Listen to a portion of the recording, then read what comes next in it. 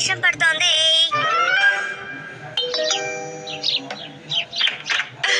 Good morning madam. అన్నట్టు Shinchan ఎక్కడ? నన్ను క్షమించండి, ఈ రోజు కూడా లేటుగానే లేచాడు. క్షమాపణలు ఎందుకు? ఇది ఎప్పుడు జరిగేదే కదా. అవును.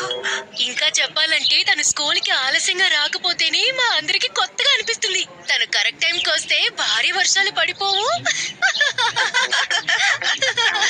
ఓకే మేడం, మేము వెళ్ళొస్తా. క్షమించండి మేడం. ఈ మేడం ఎప్పుడు ఇలాగే వెళ్ళిపోతూ ఉంటారు. షించాన్, నువ్వు ఇంకా రెడీ అవ్వలేదా? షించాన్, లోపల ఏం చేస్తున్నావు? బస్సు వెళ్ళిపోయింది, బయటికి రా. అరే, మీరెవరితో మాట్లాడుతున్నారు? ఇక్కడ కూర్చొని ఏం చేస్తున్నావు షించాన్? స్కూల్ కి వెళ్ళడానికి ఇంకా టైం చాలా ఉంది కాబట్టి